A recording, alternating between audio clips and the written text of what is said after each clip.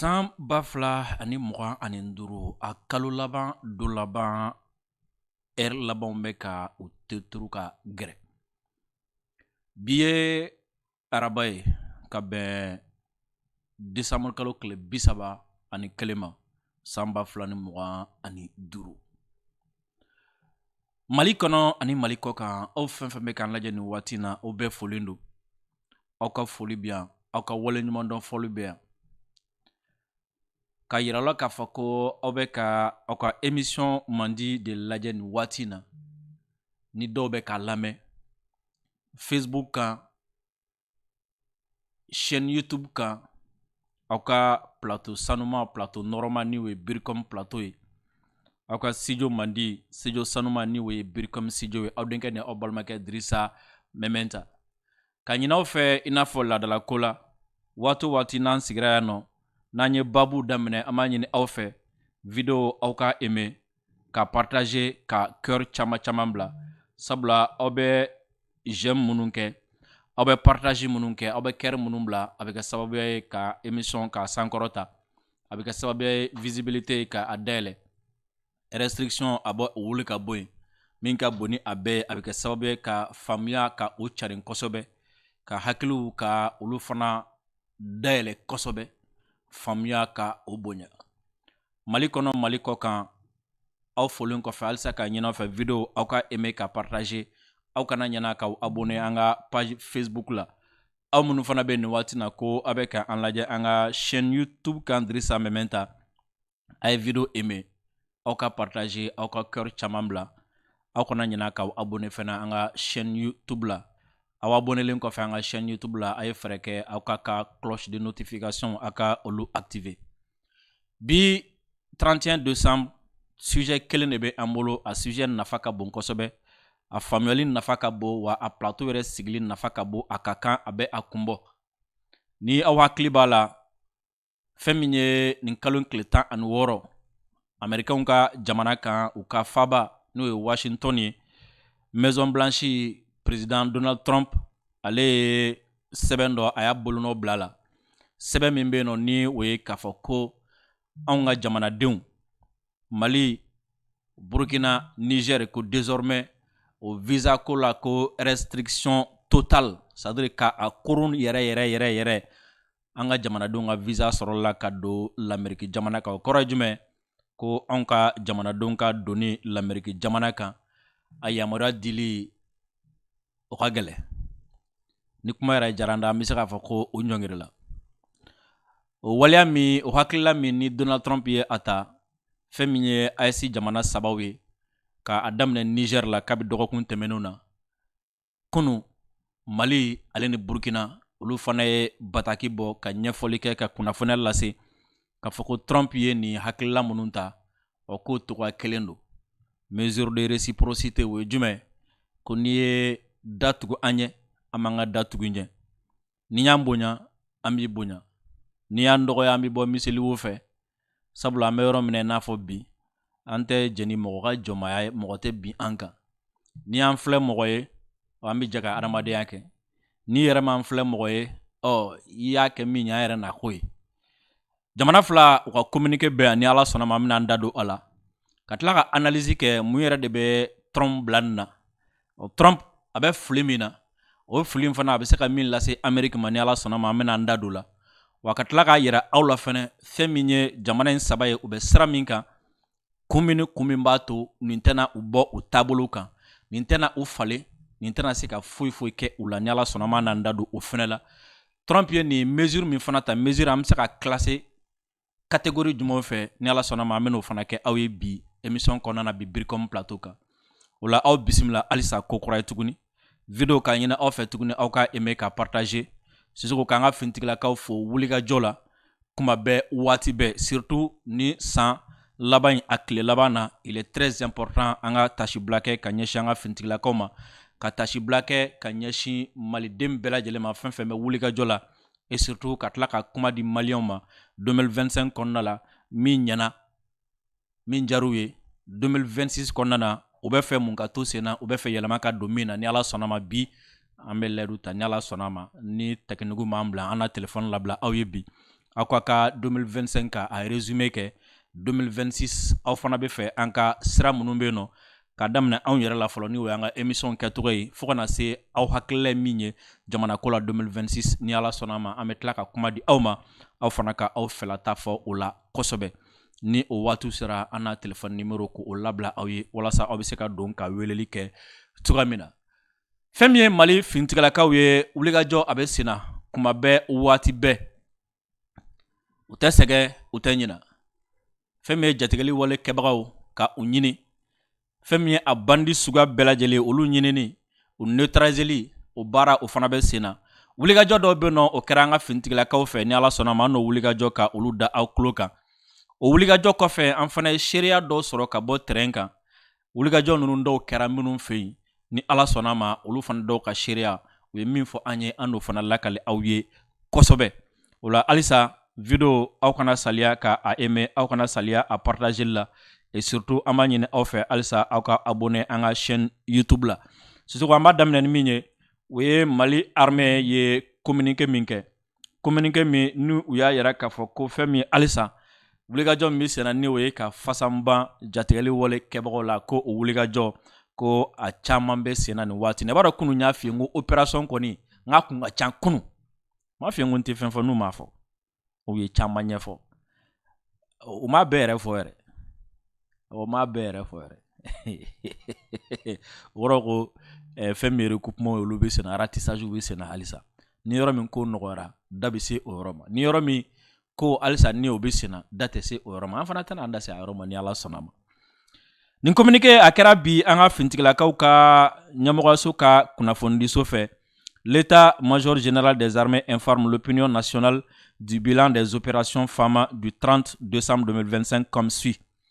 ko kunu décembre kalo tile 30 kunu tɛ tarata ya ko wulikajɔ minnu kɛra an ka finitigilakaw fɛ jaabi minnu sɔrɔ a la ani u y'u da don wulikajɔ minnu na olu de filɛ nin lors d'une mission de reconnaissance dans la zone de Fana les vecteurs aériens ont détecté une trentaine de terroristes sur des motos en mouvement vers la forêt de Soussan. Le groupe terroriste a été ciblé et neutralisé dans une forêt au nord de Falako. Le bilan fait état d'une trentaine de terroristes neutralisés et de motos détruites. Kokunu, fɛn min y'an ka finitigilakaw ka wulikajɔ jɛkulu dɔ ye ni olu tun bɛ jateminɛ la o ko sanfɛ pankuru kɔni ye taa ni ka segin dɔw ye ni o ye jatigɛli wale kɛbagaw a mɔgɔ 30 ɲɔgɔn olu kɔni tun bɛ ka u kunsin an ka tu dɔ ma ni o ye sunsantu ye ko o wulikajɔ kɔni fɛn min ye a mɔgɔ 30 ye olu kɔni u gosira ka u bɛɛ lajɛlen bɔ baara la a kɛra yɔrɔ min na ko a bɛ Falakɔ kɛrɛfɛ i bɛ Falakɔ dɔn anw minnu bɛ nin yɔrɔ ninnu an b'a fɔ de ko Fakɔ nka n'i ye plaquew lajɛ i b'a sɛbɛn de ko Falakɔ nka anw b'a yɔrɔ wele de ko Fakɔ nin yɔrɔ nin bɛ taa fo faya kɔnɔna la a yɔrɔ in non mais n b'a f'i ye terroriste ninnu bɛ fɛ k'u jabala kɛ yen u tun bɛ bɔ nin yɔrɔ ninnu de la ka na poste ninnu attaquer u tun bɛ bɔ nin yɔrɔ ninnu de la ka Fana attaquer ani yɔrɔ caman nin waati in na wulikajɔ gannen sa surtout Sterling ko o kɛra sababu ye jatigɛli wale kɛbaga ninnu bɛ fan o fan fɛ a fɔra u bɛɛ k'u sɛnsɛn ka Sikaso sira ani Kayi sira ko k'o magɛn ko min don a ma nɔgɔya dɛ sabula a kɛra sababu ye an ye araw ye Bamakɔ nka a kɛra sababu ye jatigɛli wale kɛbagaw u jagoyara ka bɔ u dogoyɔrɔw kɔnɔ sabula olu tun bɛ boli k'u dogo tunun kɔfɛ ni finitigilakaw nana u bɛ taa yɔrɔ wɛrɛ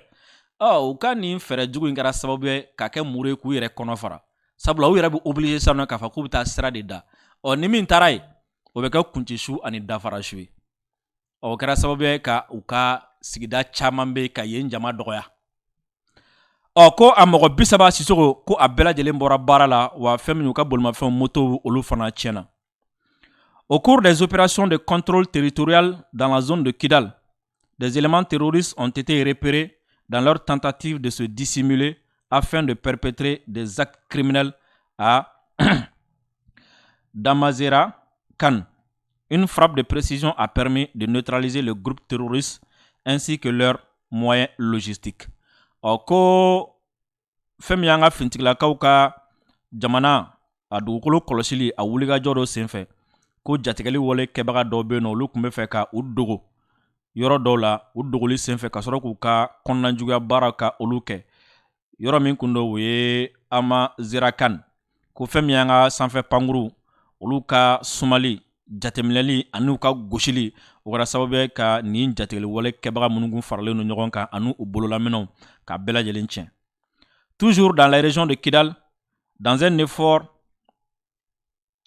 pour déjouer la surveillance des femmes, les terroristes ont essayé de dissimuler un véhicule pick-up à l'ouest de Tessalit, au nord-est de Kidal.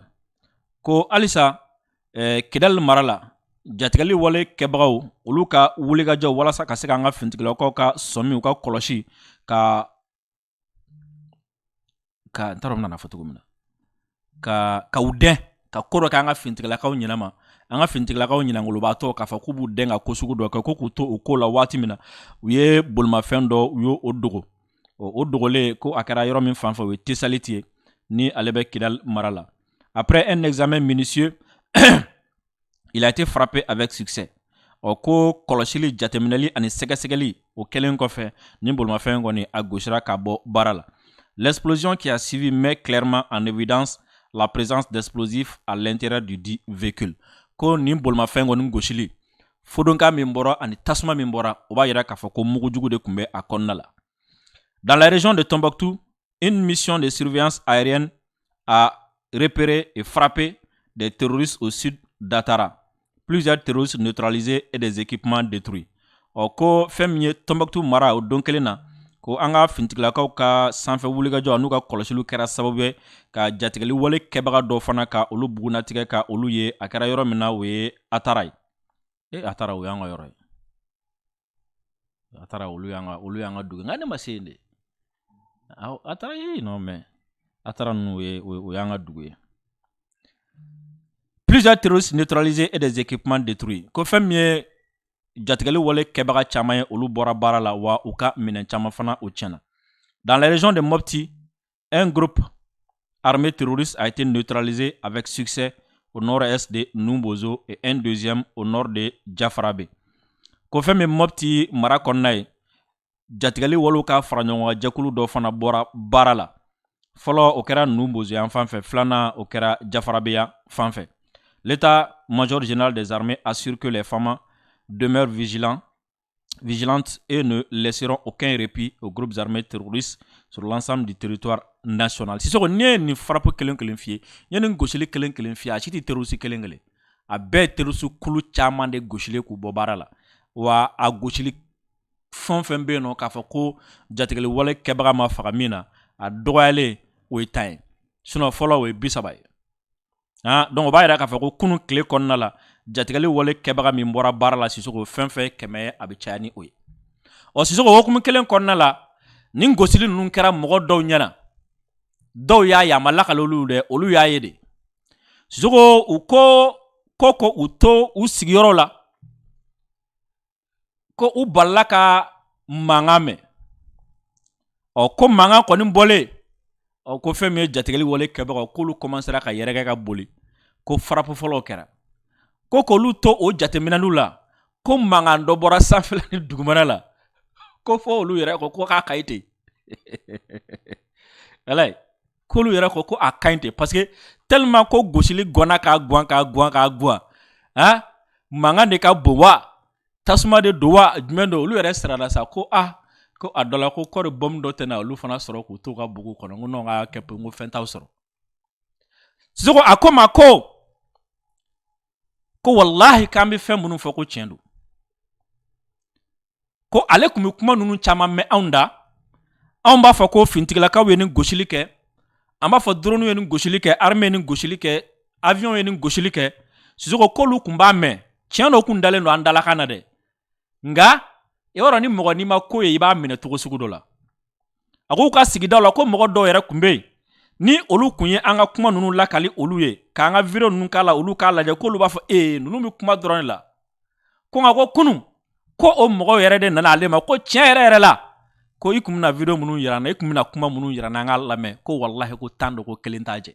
parce que bi ta k'a kɛra an yɛrɛ ɲɛna ko nka k'an bɛ ala de deli nin gosili min daminɛ ne filɛ de bɔn murumuru ka n'a yɛrɛ sɔrɔ yan sisan nka foyi tɛ aw sɔrɔ. tellement que gosili kɛra gosili ti kɔtigɛ hein i b'a dɔn an ka avion ninnu filɛ nin quoi ni olu gosili kɛ quoi a ko k'a sera yɔrɔ dɔ la ko gosili dɔrɔn tɛ dɛ hein bombe filili tɛ dɛ c'est à dire ko sanfɛ pankuru ninnu dɛ ne ko o na kɛ eliko ye c'est à dire ko bombardeli dɔrɔn tɛ tuguni dɛ ko i bi para min mɛ dɛ k'u y'o yɛrɛ de dayɛlɛ mɔgɔ ninnu kan tuguni kɔ c'est à dire frappe kɔfɛ rescapé minnu b'a fɔ k'u bɛ boli quoi hein tireur embarqué minnu bɛ sanfɛ pankuru ninnu kɔnɔ quoi o tireur embarqué ninnu fana bɛ sɔrɔ ka olu ta en charge sisan nɔ mais Sisoko n b'a f'i ye o fana ka jugu dɛ bombe k'i fa o b'a fisa tireur embarqué k'i bɔ a la ye parce que ni bombe y'i poroporo k'i bila a na k'i kɔnɔ k'i kisira tireur embarqué don pankuru kɔnɔ sanfɛ n'olu tuguri kɔ o ka teli n'i ye i tɛ se ka taa k'u dan hein wa i tɛ se ka dogo u la fɛnɛ a ko k'o ye bɔrɔntɔli fana da u ka ze ye k'o fana ka bɔ hakili ma ne ko an ka armée fo mɛnɛ an ka armée fo i b'a dɔn min y'a ja fana i b'a dɔn walayi ko avion ninnu y'an ta ye hein pilote y'an ta ye tireur embarqué y'an ta ye quoi ni ala Sisoko an ka finitigilakaw an k'o fo san 2025 u ye baara kɛ san 2026 ala ka o fana ja u la kosɛbɛ ala ka san 2026 fana k'o ja u la kosɛbɛ degun tɔ bɛ jamana fan fɛ ka Sisoko an ka dugawu kɛ san 2026 kɔnɔ a degun bɛɛ lajɛlen ka wuli Sisoko n'an bɔra ye fɛn min ye jɔnmaya kɛlɛ o bɛ senna nin waati na Donald Trump ale ma min faamu k'a daminɛ 2020 na ka na bi la anw y'a yira diɲɛ bɛɛ la ko Amérique do Amérique tɛ o anw bɛ se ka taa ɲɛ Amérique do Amérique tɛ o anw bɛ se ka an ka kɛlɛ kɛ États-Unis do États-Unis tɛ o anw bɛ se ka terroriste kɛlɛ olu do olu tɛ o anw bɛ se ka an ka économie layiriwa Sisoko États-Unis ma dɛmɛ foyi ta k'anw sɛgɛrɛ sur le plan diplomatique an ka nin kɛlɛ kɔnɔ kabi 2020 fo bi États-Unis ma dɛmɛ foyi ta k'anw sɛgɛrɛ sur le plan économique nin kɛlɛ kɔnɔ kabi 2020 fo bi États-Unis u nana sɔrɔ sur le plan sécuritaire anw taara an sigi Kidal u nana sɔrɔ nin kɛlɛ kɔnɔ anw y'an ka minɛnw sɔrɔ u nana sɔrɔ nin kɛlɛ kɔnɔ anw y'an ka recrutement kɛ wa u nana sɔrɔ nin kɛlɛ kɔnɔ anw ye sebagaya sɔrɔ jatigɛli wale kɛbagaw kan fo olu yɛrɛ de y'a fɔ ka communiquer sen fɛ ko tiɲɛ yɛrɛ la ko fɛn min ye lakana ko ye ko Mali bɛ ka nɔbɔ Burkina bɛ ka nɔbɔ k'an ka finitigilakaw bɛ wuli ka jɔ min na k'a kan ka fu mɔgɔ ma dɔw da dɛ olu yɛrɛ de y'a fɔ wa a ma kɛ ni olu ka dɛmɛ a ma kɛ n'u ka renseignement ye a ma kɛ n'u ka minɛ ye a ma kɛ n'u ka dɛmɛ sur le plan diplomatique wa a ma kɛ n'u ka dɛmɛ sur le plan économique anw sera ka nin bɛɛ kɛ olu kɔ anw sera ka nin bɛɛ kɛ k'a sɔrɔ olu tɛ depuis 2020 fo bi d'ailleurs an b'a daminɛ waati min na olu tun b'an kɔ kan de 2020 à 2024 olu tun b'an kɔ kan de 2020 à 2024 u kun faralen no Faransi kan Faransi ye fɛn fɛn kan na u ni Faransi de jɛra k'a bɛɛ kɛ an na ɲɔgɔn fɛ Nations Unies ka rapport la u ni Faransi jɛra k'a kan na MINUSMA ko la u ni Faransi jɛra k'a kan na Barkhane na u ni Faransi jɛra k'a kan na sanction na u ni Faransi jɛra k'a kan na donc k'an to u ka sanction kɔnɔ an ma bin an ma talu an ma yigayiga kɔngɔ m'an minɛ an ma sa fɛnɛ 2025 ni Donald Trump nana k'a fɔ ko vraiment ko Joe Biden ye fili kɛ k'a y'an tɔɲɔ k'a ye taabolo min ta k'anw sɛgɛrɛ k'olu kun tɛ ko ɲumanw ye ka mission fɔlɔ bila ka na k'a ka d'olu ye olu n'an ka baara kɛ ɲɔgɔn fɛ et surtout ko an ka dugu jukɔrɔma nafolo fɛnw na k'a ka d'olu ye olu n'an ka jɛ ka baara ɲɔgɔn fɛ o kɔrɔ jumɛn k'an k'an ka ressources dɔ d'u ma ka tila ka mission filanan bila ka na ko halisa a ka d'olu ye an n'u ka baara kɛ ɲɔgɔn fɛ fɛn min ye jatigɛli wale kɛbagaw k'olu kɛlɛli ye k'olu ka dayɛlɛlen don anw ye ko ka o kɛlɛ kɛ ɲɔgɔn fɛ ka tila ka mission sabanan bila ka na ka segin o kuma kelen kan o mission sabanan talen fɛn min ye bagabagaliw ye ani chantagew daminɛ la u y'a daminɛ Burkina la k'olu bɛ mɔgɔ minnu kɛ ko Burkina ka olu reçoit capitaine ko k'o kuma t'a la u taar'u munumunu Niger ka tila ka na Mali la an bali min na Trump ka administration ye communiqué dɔ kɛ ko visa ko la désormais ko visa sugu dɔ bɛ yen ko Mali Burkina Niger ko ni mɔgɔ min bɛ fɛ ka taga Amérique ko visa sugu la ko walasa k'o d'i ma k'i bɛ nafolo sara comme garantie ka daminɛ dollar wari 5,000 la fo ka taga se a 15,000 ma. Y'o fɔ Job y'a f'u ye ko ni hakili b'a la Job y'a f'u ye réunion dɔ senfɛ a kɛra conférence dɔ senfɛ ou bien sommet dɔ senfɛ Job k'u ma ko Américains kan ka faamu ten quoi k'a fɔ ko mɔgɔw t'u da ka miiri dɔrɔn k'a fɔ fo n ka taa aw fɛ yen n ka taa aw fɛ yen quoi u ka dɔn ko diɲɛ évoluera quoi u ka dɔn ko diɲɛ bɛ se ka ɲɛ n'u tɛ diɲɛ bɛ se ka taa n'u tɛ quoi donc k'a dɔn k'a fɔ ko fɔlɔ mɔgɔw ka laɲini foyi kun ye mɔgɔw ka laɲini bɛɛ de kun ye ka suru ka t'u fɛ yen ko an t'o kɔnɔ bilen quoi o ko kan ka bila sen kan don min na o sufɛ u ye communiqué kɛ k'u ye Mali ni Burkina bɔ a la an bɛ bali min na tuguni u segira ka na tuguni ko restriction complète totale visa kan ka bɔ anw fɛ ka taa u fɛ fɛn min ye an ka jamana saba u bɛɛ kumana Niger y'a daminɛ Niger kɔfɛ kunu Burkina ni Mali olu fana y'u dantigɛ Mali ko cogo di le ministère des Affaires étrangères et de la coopération internationale de la République du Mali prend acte de la décision du 16 décembre 2025 des autorités américaines de renforcer les restrictions d'entrée aux États-Unis concernant les ressortissants maliens. Ko Mali ministère des Affaires étrangères et de la coopération internationale ko u y'a mɛn l'Américain ye décision min ta décembre kalo tile 16 san 2025 n'o taara l'Américain ka faamaw fɛ ko k'a fɔ ko fɛn min ye visa dili koroni ye a gɛlɛyali a dɔgɔyali n'a jara n'a b'a fɔ ko a tigɛli yɛrɛ ko ka don olu ka jamana ka k'u ye min ta ko ka anw sɛgɛrɛ an ka jamanadenw sɛgɛrɛ k'u y'a mɛn. Dans l'approche, le ministère des Affaires étrangères et de la coopération internationale regrette qu'une décision d'une telle importance ait été prise sans la moindre concertation préalable et déplore dans la substance le motif sécuritaire évoqué en contradiction avec les évolutions réelles sur le terrain pour tenter de justifier une décision dont la motivation est à rechercher ailleurs. Ko ni ye ko in kɛcogo jateminɛ n'i ye ko in tɛmɛsira jateminɛ ministère ko nimisala ko don k'a fɔ ko l'Américain ye nin décision ba sugu in ta k'a sɔrɔ u ma hali a ɲini fitini k'a fɔ ko u ni an ka kuma a kan fɔlɔ ko n'i ye décision yɛrɛ kɔnɔ k'u ta k'a jateminɛ o kɛlen don k'u sinsin fɛn minnu kan ni o ye lakanako kumaw ye ko o lakanako kuma fana n'i y'o ta k'a lajɛ ko n'i ye Mali ta k'a lajɛ ka an ka lakanako a bɛ ka taa sira min kɛ fan an bɛ ka ɲɛ sɔrɔ ko la an bɛ ka sebagaya minnu sɔrɔ ko u ma o ta en compte wa fana n'i y'o ta k'o jateminɛ olu ye lakanako kuma min fɔ kɔrɔ k'o fana jɔlen tɛ kala kan o fana tɛ kisɛ kan kisɛ t'a la o la sa ko fɛn min ye nin décision min taara l'Américain fɛ ko a kun kan ka taa ɲini yɔrɔ wɛrɛ surtout ko n bɛ tila k'a kun kan ka taa ɲini yɔrɔ min n tila k'a kun n bɛ hakililata f'i ye kan n b'o analyse k'i ye n b'a to an ka tila nin kalan na fɔlɔ. En application du principe de réciprocité, le ministère des Affaires étrangères et de la coopération internationale informe l'opinion nationale et internationale que le gouvernement de la République du Mali appliquera avec effet immédiat aux ressortissants américains les mêmes conditions et exigences que celles imposées aux citoyens maliens. Ko jaabi la sa ministère ko k'u bɛ bɛɛ lajɛlen ladɔnniya jamana kɔnɔ ani jamana kɔ kan k'a fɔ ko Mali désormais américains ye dan minnu sigi ka ɲɛsin an ka jamanadenw ma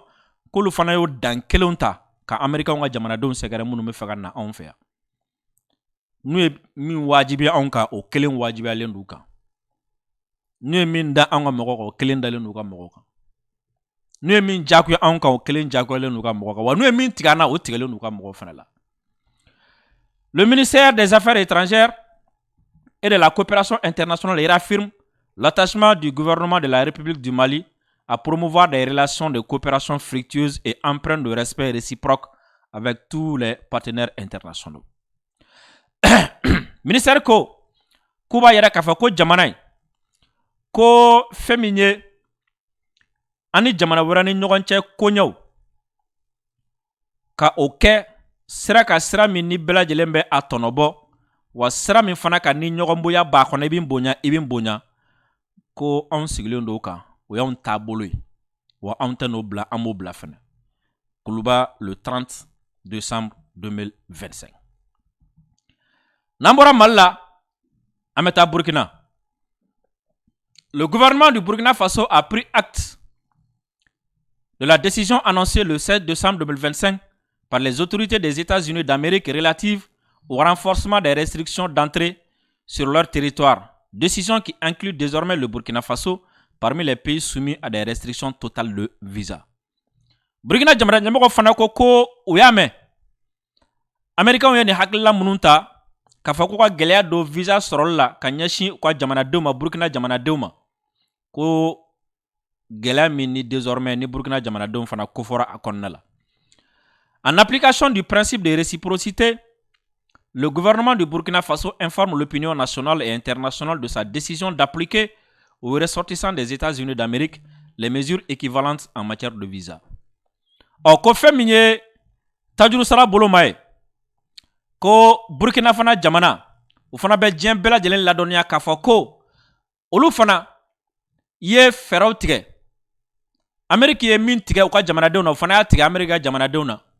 Amérique ye dan min sigi ka ɲɛsin u ka jamanadenw ma olu fana y'o dan kelen sigi ka ɲɛsin Américains ka jamanadenw ma. Amérique ko a tɛna min di olu fana tɛn'o di o kelen don. Le gouvernement du Burkina Faso demeure attaché au respect mutuel, à l'égalité souveraine des États et du principe de réciprocité dans les relations internationales. Le Burkina Faso reste ouvert à une coopération fondée sur le respect des intérêts réciproques avec l'ensemble de ses partenaires. Wa ko Burkina Faso ye jamana min ye ale fana fɛn min ye ka jɛɲɔgɔnya kɛ ɲɔgɔn bonyali kɔnɔna la ko olu bɛ o la wa u tɛna bɔ o fana la. Wa Burkina b'a yira a baarakɛ ɲɔgɔn bɛɛ lajɛlen na wa a ka dayɛlɛlen don a baarakɛ ɲɔgɔn bɛɛ nga b'a la ɲɔgɔn bonya kɔnɔna la. I bɛ n bonya n b'i bonya kana n dɔgɔya n t'i dɔgɔya. Sisoko o la o an bɛ mun de faamu nin ko in na? An b'a faamuya ko Donald Trump ka administration u kelen kɔ k'a fɔ k'u bɛ anw nɛgɛ k'anw kɛ denmisɛnninw ye k'anw kunkolo ma susa k'anw kunkolo munu mɛnɛ ni kuma dumanw fɔli ye u hakilila ko n'u y'olu kɛ dɔrɔn hakilila min b'u la komi mɔgɔw b'a fɔ k'anw ti kodɔn mɔgɔw b'a fɔ ko irisiw de bɛ ka fɛn fɛn ka di irisiw u b'o kɛ anw na ni ye mɔgɔw yɛrɛ ɲininka u b'a fɔ ko anw bɛ ni kɛlɛ fɛn fɛn na ko a kɛlɛ bɛɛ ye anw bɛ ka manipuler a kɔnɔ de anw yɛrɛ ti kodɔn anw ti ko faamu taafan t'anw na nafan tɛ anw na. Donc ni ye Donald Trump yɛrɛ ɲininka a bolo a bɛna an kunkolo ma susa k'an munu mɛnɛ k'an caresse o la o y'a bannen komi an ti kodɔn an bɛna an ka da yɛlɛ a ye min ka di y'a ta Amérique de nana min ka d'aw y'a ta min ka d'aw y'a kɛ aw mɔgɔ bɛ mun na an bɛna boli nɔfɛ an bɛna nataw nɔfɛ. A nalen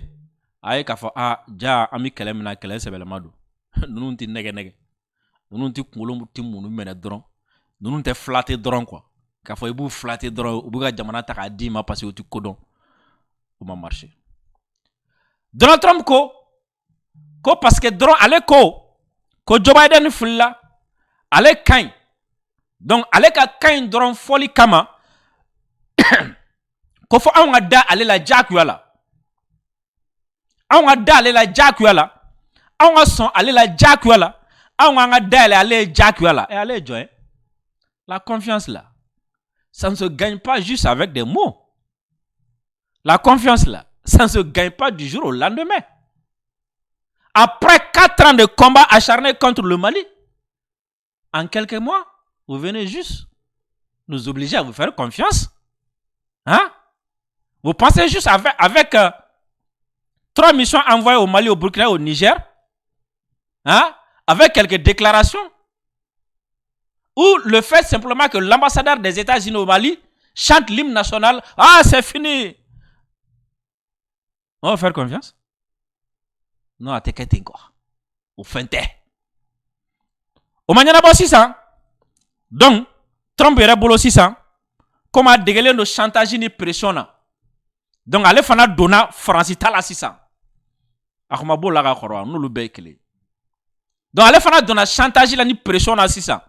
donc a bɛ t'i munumunu k'a fɔ k'a bɛna tɔɔrɔ dɔ ta k'an ka jamanadenw sɛgɛrɛ o kama an ka jamana ɲɛmɔgɔ bɛna dayɛlɛ ale o la an bɛ boli ka taa nɔfɛ k'a sen ma susa k'a kunkolo ma susa ka taa n da ɲɛkɔrɔ i n'a fɔ faransi ye min kɛ faransi fana m'a fɔ k'a bɛna visa tigɛ an ka mɔgɔw la a m'a fɔ k'a bɛna visa tigɛ an ka ekɔlidenw na a m'a fɔ k'a bɛna a ka campagne tigɛ a m'a fɔ k'a bɛna n tigɛ a m'a k'a ka coopération tigɛ sisan nɔ Donald est devenu Macron bis o y'o fili min kɛ ale min ko kunun ta kun ye fili ale yɛrɛ nana k'ale fana bɛna don pression kelen n'o chantage kelen na donc k'anw ka jamanadenw k'olu instrumentaliser ka visa ko k'o instrumentaliser ka gɛlɛya da jamanadenw kan parce que u b'a fɔ ko farafinw bɛ taa olu ka jamanaw kan ka taa nafolo ɲini ka n'o kɛ ka anw ka jamana dilan donc comme u b'a dɔn k'anw ka diaspora jɔyɔrɔ ka bon nin ko in na kosɛbɛ donc o la fɛn bɛ kɛ sababu ye ka degun dɔ da diaspora kan fɛn bɛ kɛ sababu ye k'u ka jamana donni k'a gɛlɛya ko n'u y'o kɛ bɛɛ k'anw bɛna juru kun bila anw bɛna bila donc pression ni chantage a kun tɛ sécurité a kun tɛ insécurité Amérique tɛ première puissance ya Amérique de la ka visa di malien dɔ ma fɔlɔ k'a ma recherche k'a tigi kan n ko hali pour que k'u ka visa di ma ko f'i k'i ka Facebook kɔdi k'a d'u ma u m'a fɔ wa i ka Facebook compte i ka réseaux sociaux compte k'u k'o bɛɛ de d'u ma u b'a jate minɛ hali i kun bɛ publication min kɛ ka kɔrɔ n'a sɔrɔ n'a a bɛ taa o juguya la o bɛɛ b'a la i b'i ka fɛn bɛɛ d'u ma ye seya t'a ɲɛ bilen ko olu ka jamana lakana kama parce que lakanabaliya b'anw fɛ donc o kama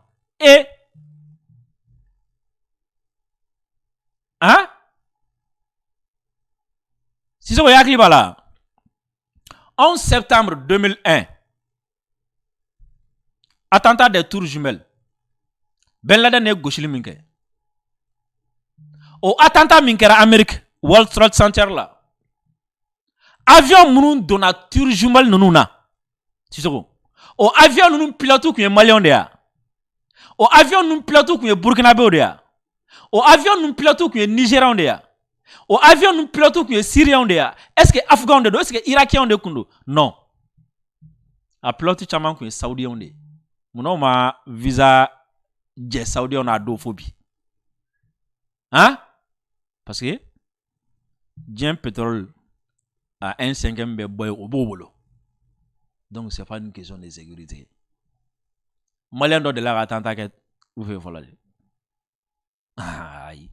donc c'est pas une question de sécurité chantage de do pour des retombées politiques diplomatiques et économiques sauf que Trump n'a ka administration o b'a bila mais yan'u k'a bila o bɛ fili min kɔnɔ u ɲinana k'a fɔ ko à partir de l'instant où Trump ka administration a ɲɛsin AES ma ka kɛlɛ kɛ Trump perdra l'opinion africaine c'est fini hali n'a sɔrɔ ni ale yɛrɛ ka faamu na k'ale ka sira t'a la mais an b'a dɔn a ka sira b'a la les États-Unis perdront la confiance de l'opinion africaine donc vous aurez sur vos dos l'opinion africaine AES kɛlɛli i bi jɔ tuni dɔ la i sirifu bɛ bɔ a la dɛ et Trump kan ka dɔn fɛnɛ ko de 2020 à 2025 AES u y'u yɛrɛ dege u degera yɛrɛma hɔrɔnya la on a appris à résister au chantage aux pressions on a appris à résister au néocolonialisme on a appris à résister et à combattre la condescendance donc chantage ka ɲɛsin anw ma walima k'i bɛna mɔgɔ dɔ kɛ fichier essayer ya o tɛ mɔgɔ siran Amérique ɲɛ yan o tɛ AES yɛrɛ siran Amérique ɲɛ yan o tɛ AES siran Trump ɲɛ même n'a sɔrɔ ni y'aw ka jamana ɲɛmɔgɔ tɔgɔ ye ko n t'a dɔn n bɛna tɔgɔ min fɔ Jules César tɛ AES la siran yan donc c'est des mesures contre-productives l'administration Trump va droit au mur. Droit au mur. Yota kele atambolo ka seginin kele na quoi. Imaginez des pays qui ont résisté pendant 4 ans sans vous. Qui ont résisté pendant 4 années. Et pendant ces 4 années-là, vous étiez parmi les agresseurs. Et vous pensez que Oluga Dje ou bien Trou Damadoni Nali, si Trump veut, hein, il peut rejoindre, hein, ceux qui agressent la S. Il peut les rejoindre, les Français et autres là. Mais autant là, c'est quoi? Ni chantage nous n'a pas marché. Français a korobo a habla. Jamana worobe no luwa korobo babla. Et puis, et regarde, ce que Trump fait, ninjogoni me américain na quoi. Toujours essayer comme nous ka partenaire ou blanc quoi. Parce que ce que Trump tente de faire, ni a jeté c'est quoi? C'est isoler la Russie. Quand Russie nous ka partenaire classique be blanc na. A jeté que Russie ni Ukraine ni nyogonche. Trump qui kaiba fa kale Poutine tere na fa leti fa Poutine kele fo ba ke na fa bi Europe kele Poutine kama. Au même moment, le plus grand partenaire de la Russie est joint la Chine. Il déclare la guerre à la Chine. La guerre économique, la guerre diplomatique. Il déclare ça à qui? À la Chine qui est partenaire stratégique de la Russie. Oui, du mais quand il reçoit les Chinois blancs, et Chinois va faire bon, il reçoit les Américains jarasi ça. Ou les Américains mi ka onkele, il reçoit les Américains mi ka baraka ndoko. Et il reçoit un partenaire stratégique, il reçoit un partenaire stratégique. Et Trump bi jan dangwandama piantaka Russie segara au même moment ka onkele. Donc on fana na mfo. Ah bon voilà, imai. Bon il reçoit fana bi ka baraka mo do fa mo mi ka onkele. Tu vois non? Trump tika Poutine bouyade. Atika bouyade. A veut faire que Poutine n'a pas partenaire stratégique be kodo nyoma ka fera ma folo. Ola na olu kele na kele o soro ka sekena Russie la quoi. Ola bi ki kena fa en Europe bi kele la. Avec ka kena fa bi ka Europe kele anolu bi nyona quoi. Parce que ça sert bibi na quoi. Mais allez ma femme ko. Nous aussi on a atteint un autre niveau. Chinois ya femme, Russie ya femme, Indou ya femme, Iran ya femme, ASI fana ya femme quoi. Il divisé pour mieux régner à te marcher, à te prospérer. Sans 2025, à Kalo Laban Kle Laba est bien, à Kaka Aufanaka Do, Ka Haklatao di 2025, Ani Auka l'année 2026 là, Ka Ofanafo Agne téléphone 75 30 37 08 75 30 37 08 boisson énergétique pour maxi et boisson mini amindala o kadi kosobe ka galabu ani far wala ka o di awma boisson énergétique pour maxi ni awya aw talanke ayi téléphone 75 30 37 08 2025 o clé là-bas billet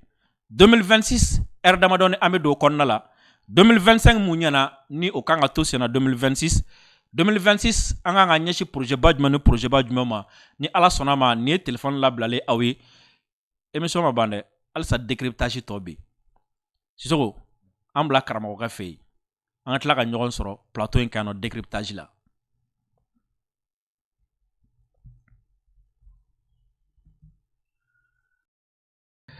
doni mimbe ala doni asababu ala asiraka banabato chama magonye doni asiraka bana chama furakeni ay ambo fo awye kuma be wati be ko ala ye dugukolo fanda ay yiruke yiri joro chama bala anafaka bokosobe yiri ambe amogo chama nye ala amogo dola we furakeli bano bana be no ni ala ye ada dugukolo insanfe yiri afra be se ka soro ala wa yiri ala ye adonia ka di doma Sheriff Tiami Haidara alebe o mogofe la ni aw kamana ganendo ko bana koni kelunu ka aw degun kosobe surtout ni sumaya wati na abana suga ka cha ay wuli akwa Sheriff Tiami Haidara ka segere aka téléphone numéro 75 64 10 10 ni ayo kongo awni Sheriff Tiami Haidara aw bɛ ɲɔgɔn sɔrɔ.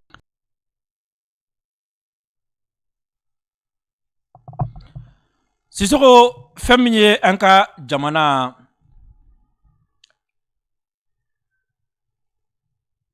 a kɔnɔ diinɛ taabolo dɔ bɛ yen nɔ ni o ye an balima kerecɛnnakaw ye, olu ye laseli dɔ kɛ. O laseli kɔnɔ kuma a filɛ. Association des groupements d'églises et missions protestantes évangéliques au Mali. Communiqué conjoint. La conférence épiscopale du Mali et l'association des groupements d'églises et missions protestantes évangéliques au Mali et missions protestantes évangéliques du Mali informent l'opinion publique et rassure la communauté nationale et internationale au sujet de la situation des chrétiens au Mali. Notre pays est une terre de dialogue où musulmans et chrétiens vivent ensemble dans le respect et la fraternité depuis des générations. Dans les villages comme dans les grandes villes, catholiques, protestants et musulmans se croisent, se saluent, collaborent et témoignent ainsi d'un climat social harmonieux. Les fêtes religieuses sont souvent vécues dans un esprit de partage. Les musulmans viennent présenter leurs vœux aux chrétiens lors de Noël ou de Pâques. Et les chrétiens se joignent à leurs frères musulmans à l'occasion de la Tabaski ou du Ramadan. Cette réalité quotidienne est un signe concret de la cohésion, de la cohabitation pacifique qui caractérise notre nation. Nous tenons à souligner que, contrairement à certaines perceptions extérieures, les chrétiens ne sont pas particulièrement menacés au Mali. Bien que notre pays traverse des défis sécuritaires qui touchent l'ensemble des populations, les communautés chrétiennes continuent de pratiquer leur culte librement. Les églises restent ouvertes. Les activités pastorales se poursuivent et les initiatives de dialogue interreligieux contribuent à renforcer les liens entre communautés. La conférence épiscopale du Mali et l'association des groupements d'églises et missions protestantes évangéliques du Mali réaffirment leurs engagements communs en faveur de la paix, de l'unité nationale et de la cohésion sociale. Ensemble avec nos frères et sœurs musulmans, nous continuerons de promouvoir la compréhension mutuelle, le respect des croyances et la solidarité entre les fils et filles du Mali. Que Dieu bénisse notre pays et nous accorde la paix et la concorde. Pour la conférence épiscopale du Mali. Sisoko, communiqué ni ye a bɛɛ lajɛlen farala ɲɔgɔn kan, kuma min b'a kɔnɔ o ye k'a yira k'a fɔ n'a sɔrɔ diɲɛ fan wɔɔrɔ fɛ a bɛ ka yira i n'a fɔ bi mi ka kɛ kerecɛnw kan, kerecɛnw degunnen don, kerecɛnw tɔɔrɔlen don k'a sababuya k'u ka kerecɛn ye, ko Mali kɔnɔ o tɛ yan. Mali kɔnɔ ko a ka ca ni san caman caman ye. Fɛn min ye kerecɛnw ni silamɛw olu bɛ ɲɔgɔn kan. U bɛ ɲɔgɔn bonya, u bɛ ɲɔgɔn kungow kɛ, u bɛ taga ɲɔgɔn fɛ yen. Wa u bɛ foli bila ɲɔgɔn na ɲɔgɔn ka seliw la. U bɛ ɲɔgɔn sɔrɔ dugubaw kɔnɔ, u bɛ ɲɔgɔn sɔrɔ togodaw kɔnɔ, wa u ka ɲɔgɔn sɔrɔ bɛɛ lajɛlen na bonya ani karama ani badenya de b'u ni ɲɔgɔn cɛ. Ko hali n'a sɔrɔ ni an ka jamana kɔnɔ ni gɛlɛya bɛ yen, ni lakanabaliya bɛ fan dɔ fɛ, ko o gɛlɛya ni o lakanabaliya a bɛ ka ta ka jamanaden bɛɛ de sɛgɛrɛ. A tɛ ka mɔgɔ sɛgɛrɛ ko i ye nin ye walima i ye nin ye. Wala olu b'a yira diɲɛ bɛɛ la. N'a sɔrɔ ni a bɛ ka fɔ fan wɛrɛw fɛ, ou bien a bɛ ka ye fan wɛrɛw fɛ, k'a fɔ ko tɔɔrɔ bɛ ka ta ka mɔgɔ dɔw sɛgɛrɛ ko donc seulement k'u ye chrétiens ye, Sisoko k'o t'anw fɛ yan. Tɔɔrɔ min bɛ Mali kɔnɔ, gɛlɛya min bɛ Mali kɔnɔ, a bɛ maliden bɛɛ de kan. I ka diinɛ ko tɛ. Wa badenya ani kelenya o de b'aw ni ɲɔgɔn cɛ. Sisoko, nin ye sini kumaw ye, nin ye sini kumaw ye quoi. Nin ye k'a yira ati ka autotori ka gɛrɛ na ya ni dinɛ ko kuma ye ni dinɛ mɔgɔ bilalen ɲɔgɔn na anw fɛ an bɛ kɔn k'a fɔ bɛɛ ye o t'anw fɛ yan Sisoko an bɛ nin communiqué responsable in k'a fɔ on appelle ça un communiqué responsable ka nin communiqué responsable k'a fɔ ka hakilila tabagaw fɔ ka Mali communauté bɛɛ fɔ Sisoko an ka technique tɛ ka sɔn parce que téléphone bɛ ka jɔ allo allo allo Sisoko ala ma latigɛ téléphone ka sɔn bilen t'a dɔn réseau de don avec jumɛn allo allo allo Sisoko an t'a bila sini na k'aw fɔ k'aw waleɲuman dɔn ni ala sɔnna ma an bɛ ɲɔgɔn sɔrɔ nɔ sini salamu alaikum. Vous Maliens, rien ne nous brise. Rien ne nous brise. C'est une question de mentalité. Tout ce qui se passe aujourd'hui, c'est une question d'état d'esprit. C'est Nekli qui a fait. Nekli fait Domo, Ikaramadi Abani. Et tous ces jours là-bas.